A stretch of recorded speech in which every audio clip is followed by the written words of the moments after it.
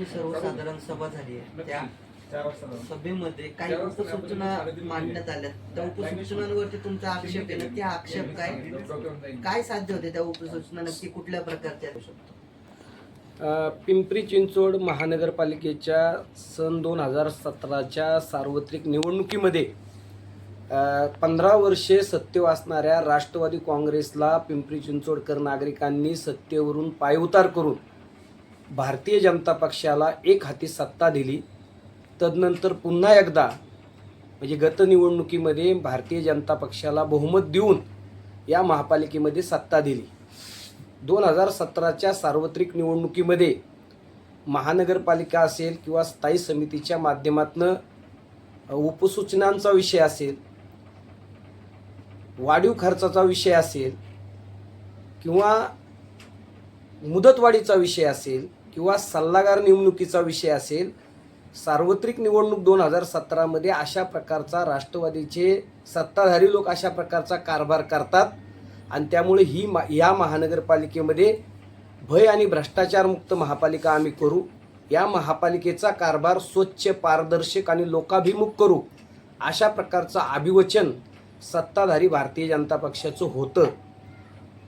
उपसूचनांचा हा गंभीर विषय जो आहे या संदर्भात बोलत असताना या वर्षीच्या अंदाजपत्रकाच्या 60 कोटीच्या उपसूचनेचा विषय संपूर्ण महाराष्ट्रामध्ये गाजला आणि त्यामध्ये त्या उपसूचना चुकीच्या पद्धतीने कायद्याला सोडून माननीय महापालिका सभा असेल किंवा माननीय स्थायी समिती सभा असेल यांना फाट्यावर मारून 60 कोटीच्या उपसूचना त्या ठिकाणी मंजूर करण्यात आल्या. त्याची अदागी बिलांची करण्यात आली. या विषयावरती मोठ्या प्रमाणात चौकशीची मागणी झाली. इथले मुख्य लेखापाल श्री जैन यांना त्या संदर्भात त्यांची बदली करण्यात आली. प्रकरण आता चौकशी त्याची सुरू आहे.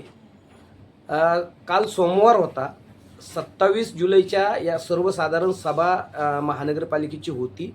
यामध्ये महानगरपालिकेमध्ये 128 सदस्यांचं हे सभागृह आहे आणि या सभागृहामध्ये वेगवेगळे विषयपत्रावरती असताना महानगरपालिकेच्या विषयपत्रावरती विषय न घेता उपसूचनांच्या माध्यमातून घुसाडाघुसडी करून त्याच्यामध्ये आर्थिक लेनदेन करून आर्थिक लाभ मिळवून या ठिकाणी अशा प्रकारच्या उपसूचना घुसडून मंजूर करण्याच्या आल्याचा गंभीर प्रकार सामोरे आलेला आहे. यामध्ये सगळ्यात गंभीर विषय आहे की महानगरपालिकेचे शहर अभियंता म्हणून ज्यांची नियुक्ती व्हायला हवी त्याचा विषय मागच्या 2 महिन्यापासून प्रलंबित असताना शहर अभियंता पदाचं 3 भागामध्ये विभाजन करून शहर अभियंता 1, शहर अभियंता 2 आणि शहर अभियंता 3 अशा प्रकारची उपसूचनेद्वारे हा या विषयाला मंजुरी करण्यात आलेली आहे. आणि त्यामध्ये शहर अभियंता 1 या पदावरती मुख्य अभियंता प्रमोद ओंबाशे यांचं नाव जाहीर करण्यात आलेलं आहे आणि शहर अभियंता 3 या ठिकाणी मनोज सेठिया यांचं नाव जाहीर झालेलं आहे आणि एक नाव त्याच्यामध्ये कुठलंही नाव डिक्लेअर केलेलं नाही. मात्र मुळशी दुर्घटनेतले जे जबाबदार अधिकारी आहे संजय कुलकर्णी या स्पर्धेत होते आणि ते 2 महिन्यांनी त्यांचं आता निलंबन केल्यामुळे ते आल्यानंतर त्यांच्याकरता ही राखीव जागा ठेवली का काय अशा प्रकारचा प्रश्न इथल्या सत्ताधारी पक्षाला आणि आयुक्त विजय सूर्यवंशी यांना आमचा आहे.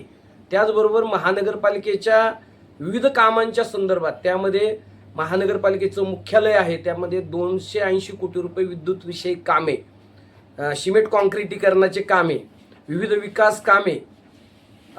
विकास कामाच्या नावावरती जवळपास 1000 ते 1200 कोटी रुपयांपेक्षा अधिक रकमेच्या उपसूचना कालच्या सर्वसाधारण सभेमध्ये महानगरपालिकेच्या सभेमध्ये विषयपत्रामध्ये घुसडून त्याला मंजुरी देण्यात आलेली आहे. संबंधित सत्ताधारी पक्षाच्या नगरसेवकांनी त्या संपूर्ण उपसूचना वाचण्याची तस्ती देखील घेतली नाही. त्यांना विरोधी पक्षातले ज्येष्ठ नगरसेवक योगेश बहल यांनी या उपसूचना कायद्याप्रमाणे वाचल्या पाहिजे अशा प्रकारची मागणी केलेली असताना सत्तेचा जो काही माज त्यांनी दाखवलेला आहे किंवा सत्तेमध्ये प्रचंड बहुमत, पाशवी बहुमताचा वापर करून हा विषय पुढे रेटून नेण्याचा प्रयत्न केला. कुठलीही उपसूचना वाचली नाही आणि जवळपास 1000 ते 1200 कोटीपेक्षा अधिक रकमेच्या उपसूचना या ठिकाणी काल त्यांनी मंजूर केलेल्या आहेत. खरं तर अशा प्रकारच्या उपसूचना देत असताना विकास कामाच्या संदर्भात, कामांच्या संदर्भात शेकडो कोटीच्या विषय मंजूर करत असताना ते रितसर नगर सचिव विभागाच्या माध्यमातून विषयपत्रावर ते विषय आले पाहिजेत, त्याचे डॉकेट तयार झालं पाहिजे, त्यावरती सांगोपांग चर्चा झाली पाहिजेत, त्याचे योग्य असे इस्टिमेट बनवून ते विषय समोर सर्वसाधारण सभेच्या आणि स्थायी समितीच्या समोर आले पाहिजेत. मात्र तसं न करता अधिकारी, जे प्रशासनातले अधिकारी आहेत, ते नगर सदस्यांना अशा प्रकारचे सुपीक त्यांच्या डोक्यातनं कल्पना काढून अशा प्रकारचे विषय सामोरे आणतात.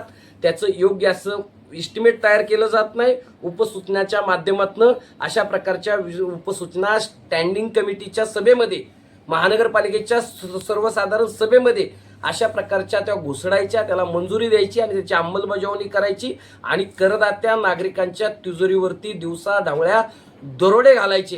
कायद्यात कागदाला कागद जोडून, कागदी घोडे नाचून ते कायद्यात बसून करदात्या नागरिकांच्या तिजोरीवरती दरोडे घालायचे. अशा प्रकारचा कारभार कालच्या सर्वसाधारण सभेमधून महानगरपालिकेच्या सत्ताधारी पक्षाच्या लोकांनी केलेला आहे. या सगळ्या निर्णयाचा आम्ही तीव्र शब्दामध्ये निषेध व्यक्त करत आहोत. या संदर्भात माननीय महापौर, माननीय आयुक्त, सत्ताधारी पक्षाचे पक्षनेते आणि सभापती यांनी पुनर्विचार करावा. अन्यथा या संदर्भात राज्याचे मुख्यमंत्री देवेंद्र फडणवीस, उपमुख्यमंत्री एकनाथ शिंदे, पालकमंत्री सुनीताताई पवार यांच्याकडे या संदर्भात आम्ही तक्रार करून याची वरिष्ठ पातळीवर चौकशी करावी अशा प्रकारची मागणी करणार आहोत. पिंपरी चिंचवड महानगरपालिकेची 27 जुलै रोजी जी काही सर्वसाधारण सभा झाली आणि त्यामध्ये सत्ताधारी पक्षाच्या लोकांनी जो काही उपसूचनाचा खेळ केलेला आहे, त्यामधून ज्या पद्धतीने भेळीचा कार्यक्रम त्यांनी करून काल सत्ताधारी पक्षाने उपसूचनांचा करोडो रुपयाचा या ठिकाणी खेळ केलाय आणि त्याच पद्धतीने त्याच्यापेक्षा दामदुप्पट अशा प्रकारचा करोडोचा भेळीचा खेळ केलाय असं म्हटलं तर वावगं ठरणार नाही.